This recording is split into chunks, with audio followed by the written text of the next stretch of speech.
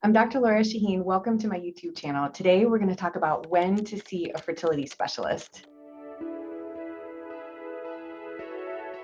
I'm Dr. Lora Shahine. I'm a reproductive endocrinologist with over 15 years experience helping people build their families. And I want you to learn when you should come to see someone like me. Look, nobody wants to come see me.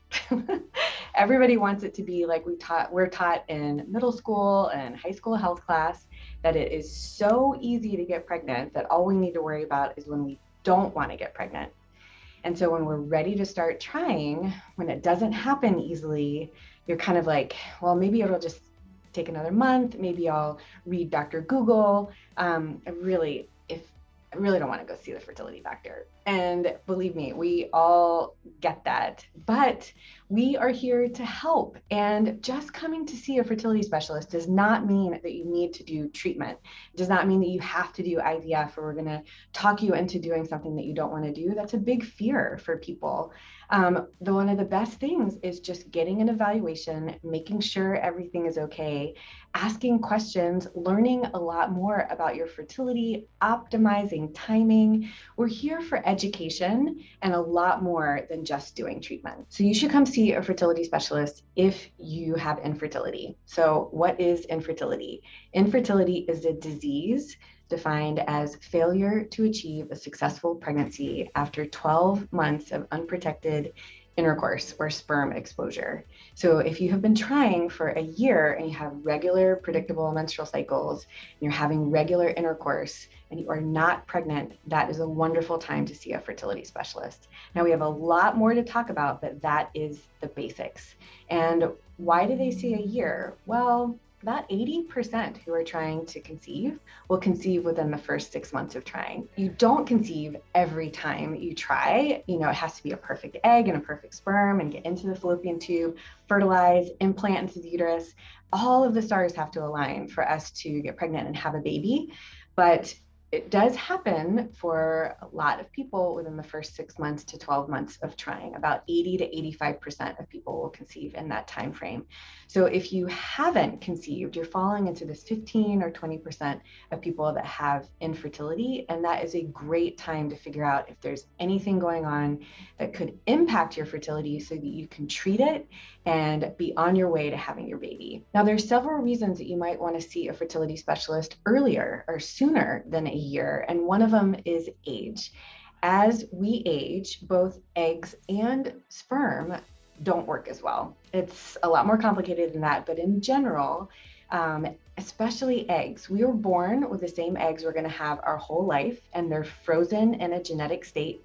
It's when we ovulate, whether we're 20 or we're 40, that our eggs have to get rid of half of their genetic content in order to fertilize with the sperm. There is an age impact on sperm, but it's not as dramatic as with eggs. We only ovulate one egg each month. That's 12 tries in a year.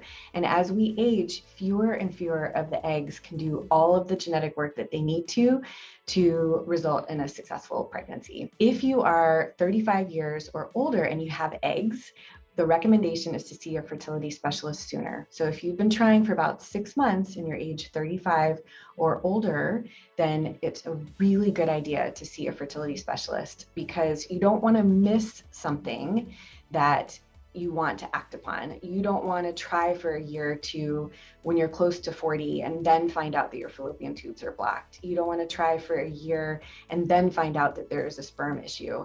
You don't have to wait 6 months to 12 months to see a fertility specialist. I think, of course, you have to review everything in coverage with your insurance policy and with your doctor. But in general, these are the recommendations. 35 years or older, don't wait longer than 6 months to see a fertility specialist, because you have a shorter and shorter fertility potential the longer you wait to try and have a baby. And so that's just a guideline. There are other reasons that you should see a fertility specialist sooner than trying for a year. And a big one is, how regular are your menstrual cycles? So if you are having regular, predictable, approximately monthly menstrual cycles, then you are almost certainly ovulating. every month. You need to release an egg in the middle of the cycle in order to have a bleed about 2 weeks later. Of course, you can have times where you have a bleed and you're not ovulating, but regular, predictable monthly menstrual cycles are a real sign of ovulation, and that's a good thing. So if you are only ovulating every 2, 3, 6 months, you should see someone right away, because you need to ovulate or release an egg in order to get pregnant. And if it's not happening regularly, it's hard to time intercourse, it's hard to get pregnant, it's going to take you longer. And also, irregular, unpredictable menstrual cycles can be a sign of a hormonal issue or a health issue that should be addressed to help you get pregnant sooner rather than later. Another reason to see a fertility specialist is for family building or strategy. If you are especially starting your family close to age 40 or past the age of 40, it very well may be easy to conceive when you first start trying, and that is fantastic. But if you're trying later in your mid 40s to add to your family, then it could be a lot more difficult, because fertility really does change with age. So I have patients that come to me, found the love of their life, age 39, age 42, ready to start their family, and they want to use IVF, or in vitro fertilization, as a family building strategy. So you can actually, we think about, egg freezing as a way to preserve fertility if people with eggs aren't ready to start their family for whatever reason. But sometimes people will use IVF when they have a partner as a way to create and freeze embryos now, and then conceive with one of those embryos now, and then have frozen embryos to conceive additional siblings in the future. And so this is a really different way of thinking about IVF. It was certainly not something that I thought of when I started practicing and caring for couples 15 years ago. But as more and more access to IVF has improved, the success rates of IVF have improved, and more people are starting their family later in life, this is something to consider. So coming to see a fertility specialist, it does not mean that you're necessarily going to do that treatment, but it's an exciting thing to think about and just talk about, and kind of maybe get testing and see what that might look like for you. Again, it doesn't mean that you do it, but you might just want to ask questions.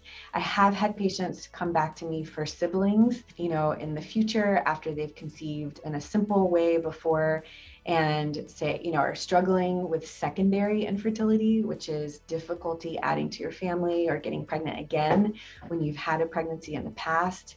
And when you're struggling with secondary infertility, and then you find out that IVF has a low chance of success for whatever reason, sometimes people say, "Oh, Dr. Shahine, I just wish I had thought about this sooner." And that being said, there's many beautiful ways to build a family. There's adoption, there's donor egg, there's donor sperm. So this kind of embryo banking or using IVF as a family building strategy is not for everyone, but it is something that I have seen more and more of more recently, and I just want to make sure everybody's aware of their options. Another reason to see a fertility specialist sooner than a year is if you're having multiple miscarriages. If you have 2 or more clinically recognized miscarriages, then you should see your doctor and talk about testing. The most common cause of first trimester miscarriage is a chromosome issue within the embryo or the fetus, and it is not the person who's getting pregnant that is making them have a miscarriage. But there are certain things, certain hormone issues, blood clotting issues, immune issues, anatomic issues, etc., things that can be evaluated. And if you find out that these are impacting your chances and risk of miscarriage, if you can address them sooner rather than later, then you're going to be well on your way to having your baby. Another reason to see a fertility specialist sooner rather than later is if you have reproductive issues that you are already aware of. If you have been diagnosed with PCOS or polycystic ovarian syndrome, if you know that you have endometriosis, if you know that you have fibroids, these are reasons to get a checkup, get an evaluation. Talk to your doctor about your symptoms, about your diagnosis. Make sure you're ovulating. Think through anatomy and those fibroids. It does not mean that you're necessarily signing yourself up for treatment, but if you know you have a reproductive issue and you know that it might impact your chances of conceiving, then meet with a fertility specialist and come up with a game plan.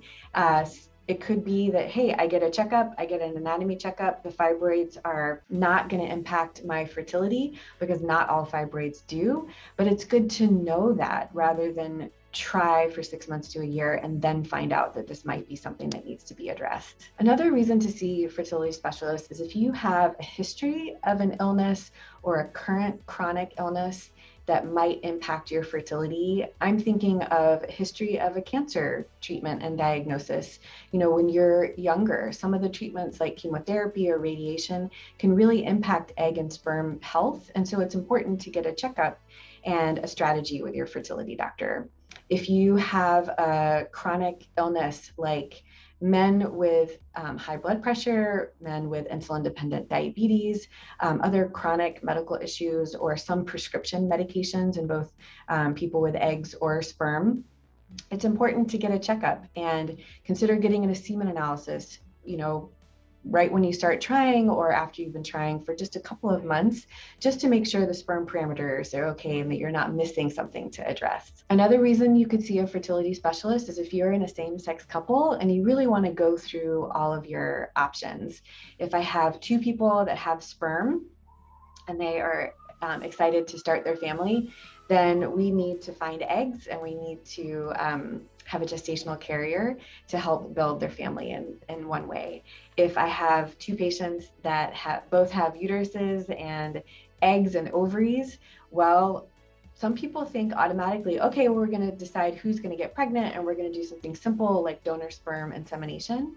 But more and more, I've seen same-sex couples do shared IVF or reciprocal IVF, where one partner goes through the egg retrieval portion of IVF and we get those eggs, and the other partner goes through the process of getting pregnant once her partner's eggs are fertilized with donor sperm. So it's just amazing what options are available out there. And so again, a fertility specialist can talk you through all the options and pros and cons of each. A common question is, listen, I really don't want to come see a fertility specialist. I said that at the beginning of the video. It's very intimidating.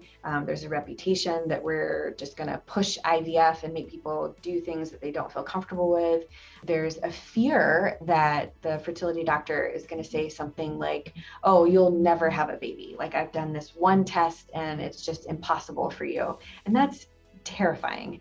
And you just don't know what to expect. And so I can absolutely understand just being nervous about coming to see someone like me or a fertility specialist. So sometimes people will do at-home testing because they're like, I don't want to go see the fertility doctor. I'm nervous about what they're going to do. So I'm going to do a home sperm test, home egg supply test, with a little blood prick or saliva testing. I mean, it's amazing. I love this access to care that people have and that they can order these tests at home. But I just want you to be really cautious because everything has to be interpreted. And so one at-home test that is really common to be misinterpreted is the AMH. AMH stands for anti-Müllerian hormone. It's a hormone that comes from granulosa cells or supporting cells around eggs. So the more supporting cells, the more AMH, the more eggs there are up for grabs each cycle. And so someone can get a high AMH level, which it sounds good. It's like, great, I've got lots of eggs. And that's fantastic and wonderful. That means you're a great candidate for IVF. But a high AMH does not mean that you're necessarily fertile. You got to make sure that the sperm is okay. You got to make sure the anatomy is okay. And a high AMH in someone who is over the age of 40 is a very different result from a high AMH in someone who's in their 20s. And so I just think it's really important. What a fertility specialist can do is to interpret a lot of the testing in the context of your personal situation, your personal health, your age, your family building goals, and can really talk you through all the options. This is nothing against at-home testing. Again, I think it's wonderful for people to have access to care, but I'm just very cautious and worry about people delaying seeking care because they're overly reassured by the at-home tests. On the flip side, sometimes the at-home test can be very stressful because you get these bad results and then it takes time to get in to see the fertility specialist. And so you are going to Dr. Google, and it can just be very anxiety provoking, and it could be something that we could talk through. It is an option, but I just don't think that there's anything that can substitute for a consult with a professional that can take your personal situation into account. I hope this video was helpful. I hope you learned something. If you are thinking about making an appointment with a fertility specialist, go ahead and do it. I know it's intimidating. It's okay to be nervous. If you feel that way, you are not alone. And hopefully watching these videos and other videos I have will make you feel more prepared, so that when you get to that appointment, you can advocate for your care. If you learned something today, please like this video, comment with questions that you have, and subscribe so that you get notifications when my new videos come out. Thank you for being here, and stick around for more learning.